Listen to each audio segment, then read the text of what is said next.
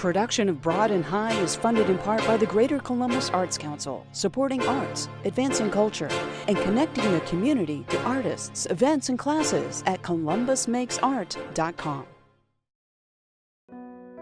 This time on Broad and High. Experience the unconventional architecture of the Wexner Center through the work of Sarah Oppenheimer. Largely the work has evolved in trying to think about how spaces are interconnected and how exchange within interior space operates. And meet a local musician who's bringing the sounds of coal country to Columbus. This and more right now on Broad and High.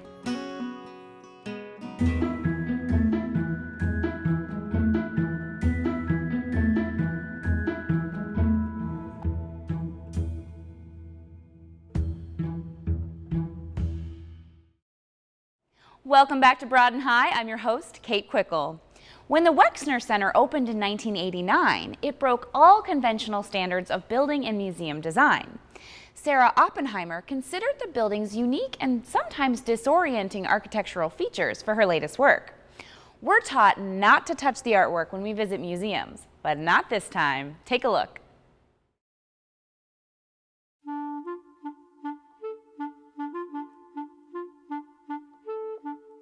Largely the work has evolved in trying to think about how spaces are interconnected and how exchange within interior space operates. And this project was particularly interesting because of the way circulation operates in the building. And the residency allowed me a period of time to consider that problem in great depth in relation to the specific location. Sarah Oppenheimer was actually a residency award for 2 years. We usually pick a different artist every year, but this particular circumstance led to 2 years because it was such a long, ongoing, intensive project. There were actually a couple different campus collaborations, which we always love to take advantage of that when we can for these residency projects. Her longest term was with the Department of Engineering, Mechanical Engineering, and they had 2 different professors and a graduate student who all worked with Sarah, and they actually helped her design the pivoting mechanism that is within the piece that actually helps it move. So their input was really instrumental. My work more generally has a lot of elements that are not visible to the viewer. So when you walk into an exhibition space, one or a viewer will often imagine that the work begins and ends with what they experience or with what they see.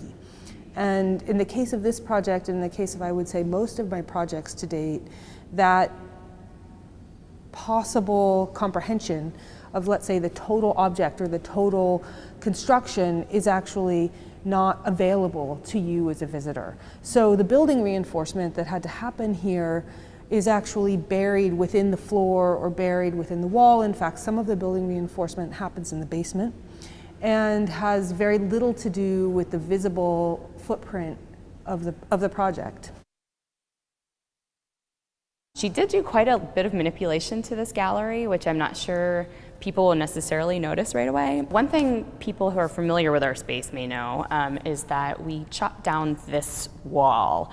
We call it the ramp wall, which divides the ramp from the gallery space. And typically this is a high wall, so it allows you to see the piece as you're walking up the ramp, which is something that I can't recall us doing for quite some time. So it actually, you begin your experience with the work even before you get into the galleries. In addition to that, obviously this wall that we've built in the middle, that's actually a 45-degree angle to the ramp wall that she's calling out. And then we built out the west wall as well. There's actually quite a bit of kind of dead space back there that allows us to make this a more regular space. This is normally a wedge shape, and this allows it to be more rectangular, which lets her play off that grid idea. A lot of the material selections that are in this work and in previous works are taken from standard architectural elements. So you'll notice in this piece that there is a really extended glass box, but because of its thinness, we don't experience it as box-like. And in the cavity between the double panes is a kind of vacuum space. And I was very excited about thinking of a mechanical detail that would activate that space between the 2 glazed panes without actually building some kind of capturing frame element around them. The other thing that I was very excited about materially is the possibility of having a kind of beam system that used, rather than an obvious signifier of some kind of structural strength, something that in fact indicates lightness or an impossibility of that structural strength. And I think glass is really exciting as a material in doing that, because we generally associate it with fragility or with a kind of lightness, and in this case it has just an extraordinary mass and heaviness to it.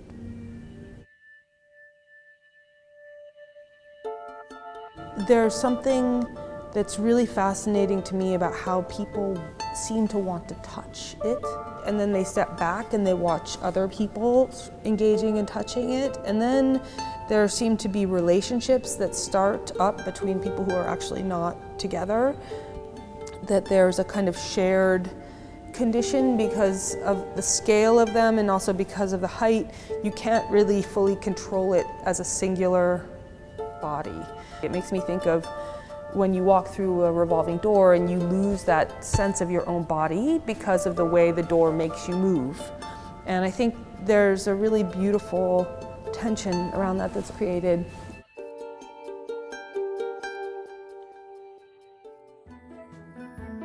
S337473 by Sarah Oppenheimer is on view at the WEX through April 16th, and you can see more examples of her work online at sarahoppenheimer.com.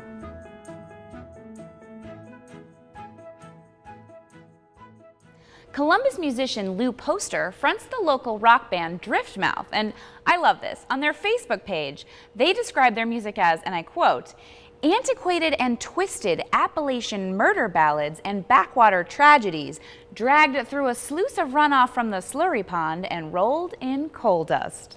Lou comes from coal country, and he recently shared with us how his Appalachian roots have influenced his songwriting.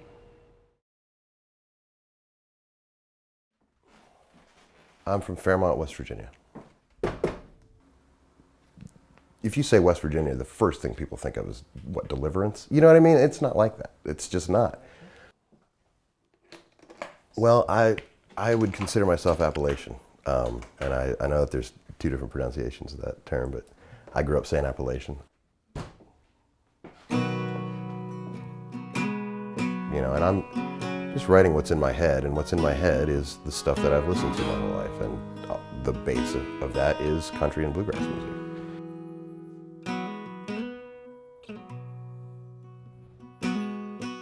Yeah, my father's side of the family came over from Italy and immediately went to work in the mines. My great-grandfather ended up actually having his own coal mine called Sam Poster Coal. He had worked for the company for a while and somehow squirreled away enough money to buy the mineral rights to his property. And he and his boys, his 4 sons, worked that mine for years. And my grandfather went into the mines and was part of the number 9 explosions, both in '54 and in '68. And then my father, 3 years after the last number 9 disaster, went into the mines in '71, and he worked 37 years for Consolidated Coal.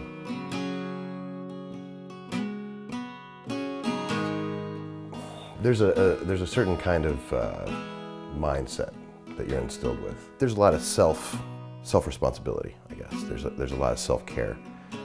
Basically, it's almost like a pioneering kind of a thing. There are very few people in that area. I live in a city now that outnumbers the state that I left in population. And it took a couple of years to kind of adjust to that, just the overwhelming number of people, you know, and the scale of everything. And so it's just those kinds of things, that self-reliance that I'm only a generation or 2 removed from, that, you know, coming here sort of made me stand out like a sore thumb in a way. You know, like, I'm covered in grease because I worked on my car. I'm fixing just anything and everything for my friends. And, you know, it came down to the way that I play music. You know, I put out my own records. I had my own record label. I ran my own bar.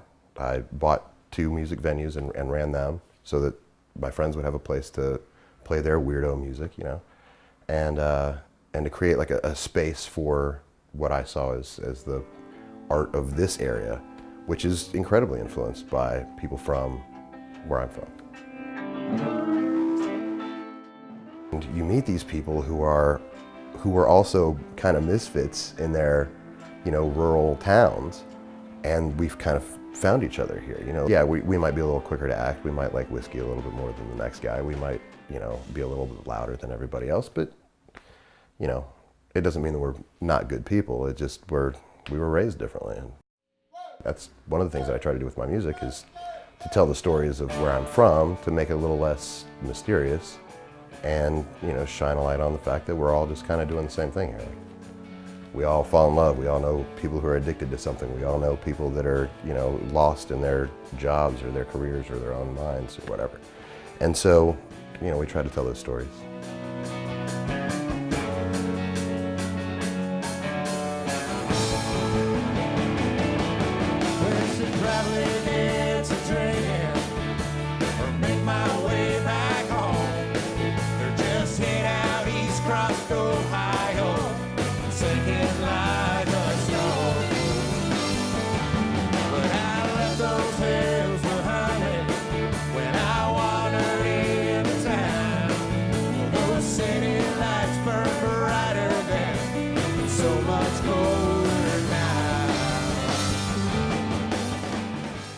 I've lived here now a year longer than I lived in West Virginia. So I've just reached this tipping point where, I still say that I'm from West Virginia when people ask me, but this has become a home for me.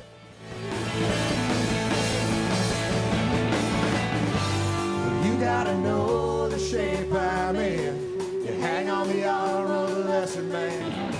It's too late to say I'm sorry now. And the truth be told, I never am. You gotta know the shape I'm in. You hang on the arm of the lesser man. It's too late to say I'm sorry now. The truth be told, I never am.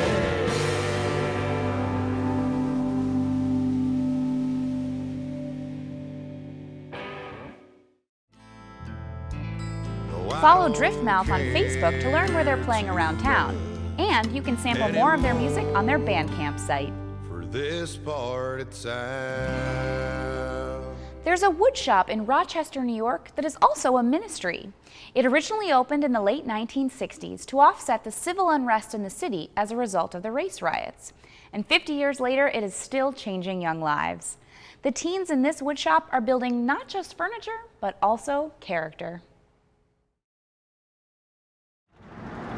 It's fun looking for stuff like this.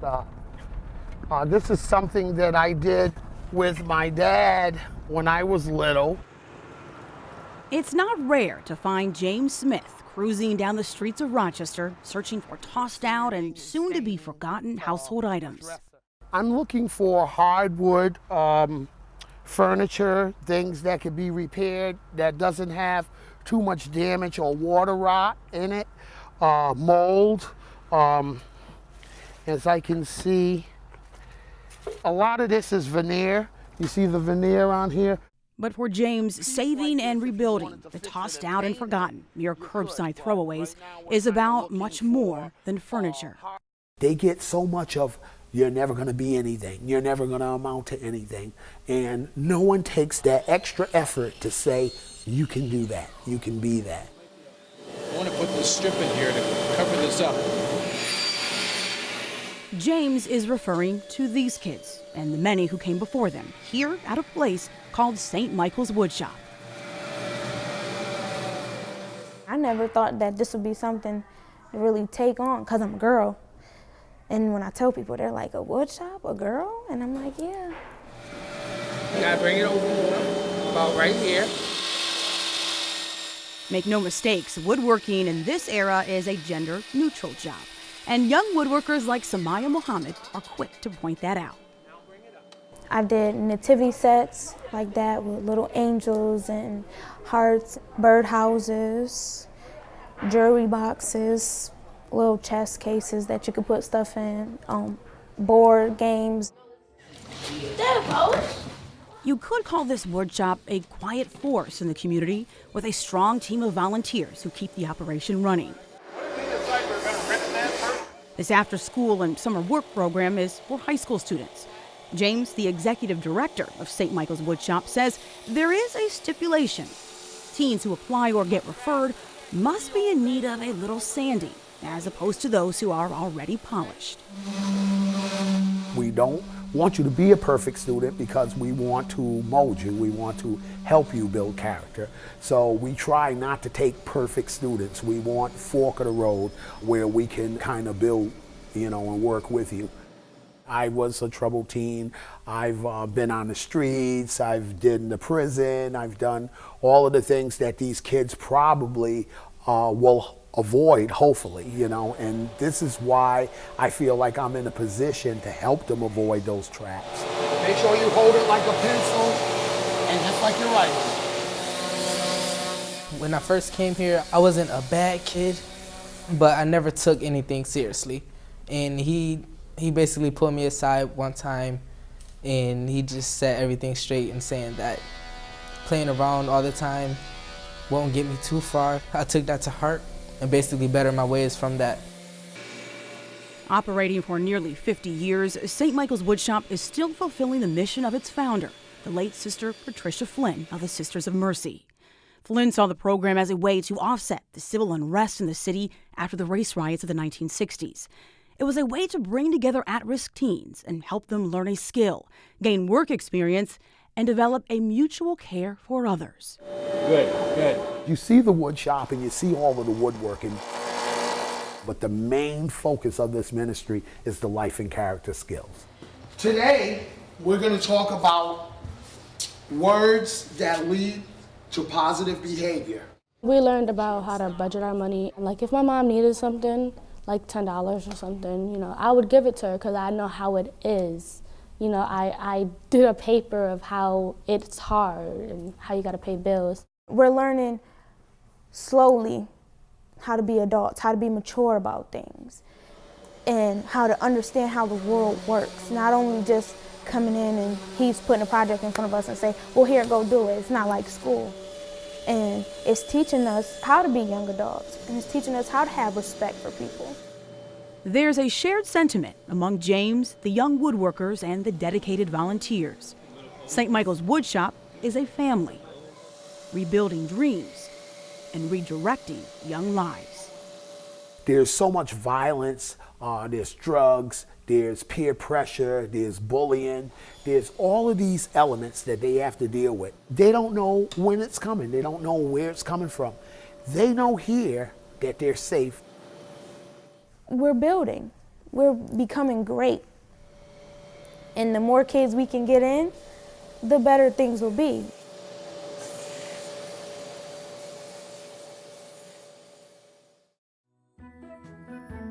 Learn more about St. Michael's Woodshop by visiting their website or follow them on Facebook. Our next segment introduces you to a ballet couple in Kansas City who actually have passed through Columbus earlier in their careers to dance with Ballet Met. But now they teach young dancers the rigors and discipline of the art form.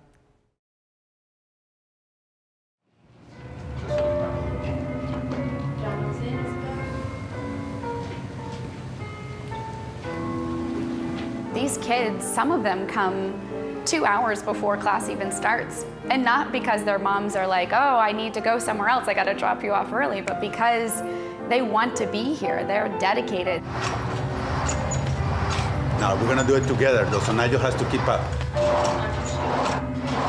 And 3, quick your legs, and close, 4. I just think Juan and Stephanie attract people who really want to come here and work. It's not necessarily a social outlet for them. I mean, they can do social outlet elsewhere. Slow, allow the machine to help you to feel the muscles.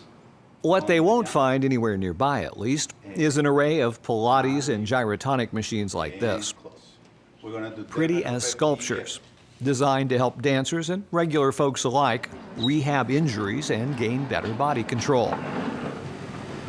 The couple had already been using some in a small business based out of their home.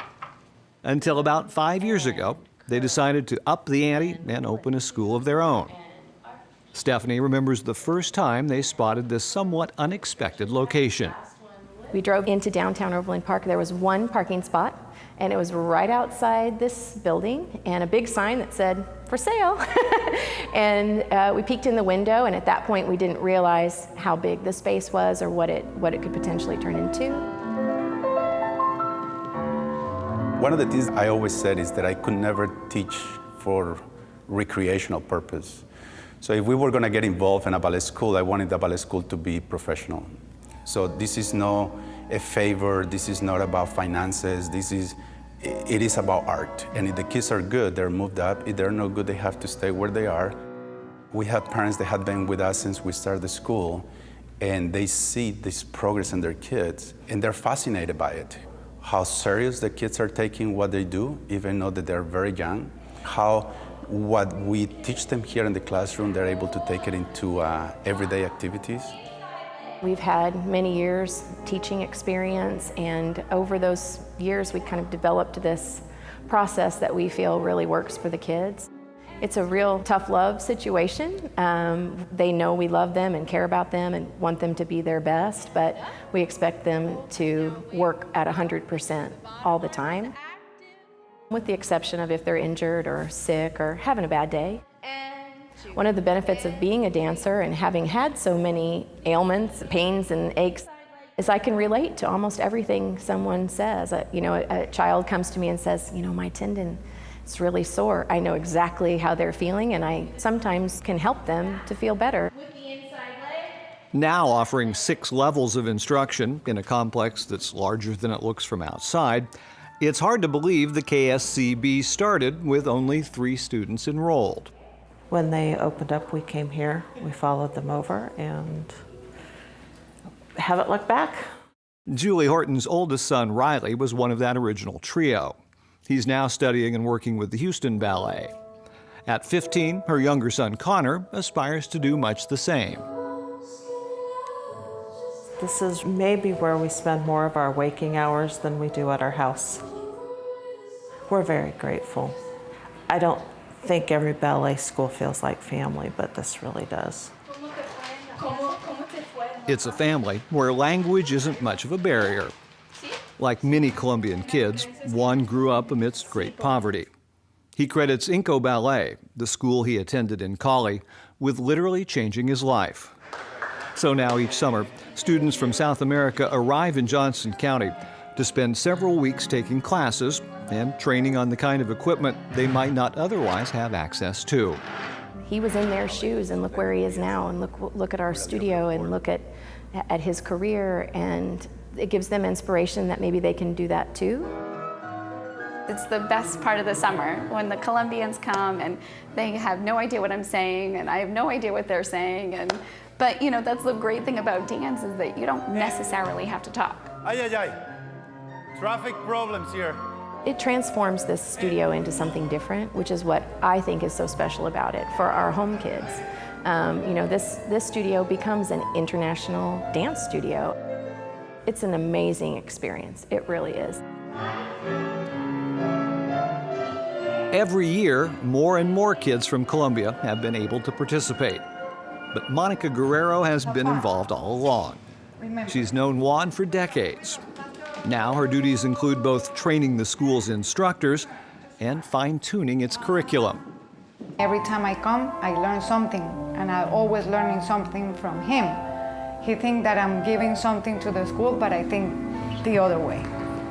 Let's do plie as we close, so don't close first plie. Juan is looking for those boys and girls who have great opportunities in their bodies, but they don't have the opportunities economically.